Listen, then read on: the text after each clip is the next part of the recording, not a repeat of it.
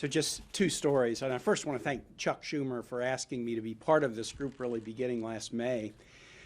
Two stories. I lived in a military dictatorship in Honduras in 1980 and 81, and nobody could vote for anything.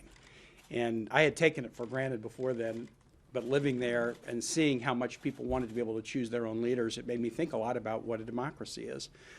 And one of the real traits of a functioning democracy is the ability to correct mistakes. Because democracies aren't any more perfect than any other form of government. But what a democracy gives you is the ability to correct mistakes. Now, throughout our history, we've made a lot of mistakes.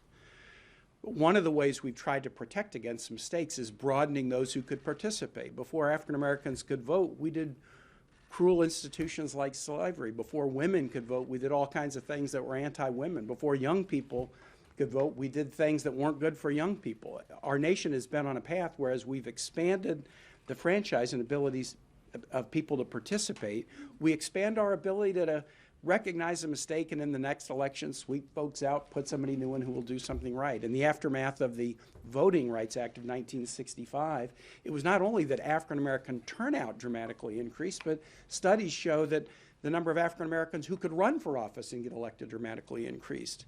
And when that happened, African American communities that had suffered historic disinvestment, suddenly politicians had to pay attention to them. A functioning democracy gives you the ability to correct mistakes. Shrinking who can participate, putting burdens and obstacles in folks' way, it's not only harmful to those individuals whose rights are being taken away, but it dramatically weakens the ability of a functioning electorate to correct mistakes and change courses. And that is what's going on in these jurisdictions all over the country. The second story I want to tell you, and Angus alluded to it, is it looks like Leader Schumer, I know this is disappointing to you. We've tried every possible way we could to get Republicans on these bills. Just debate. We'll give you unlimited amendments. Make us a counteroffer. We've tried everything we can, and save for Lisa Murkowski being willing to vote on a motion to proceed to the Lewis bill, we can't get them. So that makes the other side say, see this as a partisan effort. To the contrary, it's not partisan at all. The provisions of these bills are popular, but also just go to Virginia history. In November 2019, Democrats took both houses of the Virginia legislature. And one of the first things they did was dramatically expand the right of people to participate in Virginia elections. And we went from 45th in the nation in ease of voting to about 4th in the nation in 1 year. And we just had a governor's race. And the turnout increased 25% from the 2017 governor's race to 2021, and a Republican won. That was not my candidate. That was not my preferred outcome. But it was a win for small d democracy because having made it easier for people to participate, guess what they did?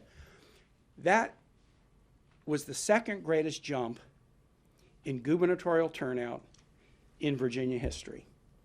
The first was between 1965 and 1969, when the turnout went up by 65%, and my father-in-law was elected governor, Linwood Holton. 65% increase in turnout between 1965 and 1969. Why? Because Congress passed the Voting Rights Act, and the Supreme Court in Harper versus Virginia in 1966 struck down use of poll taxes as a condition for state elections. So fancy that. You make it easier for people to vote, and you pull obstacles out of their way, and a whole lot more people vote, and guess what? It can be good for Republicans. And then maybe some elections it's not. It can be good for Democrats. Maybe some elections it's not, but it's good for democracy. And that's why we need to do this.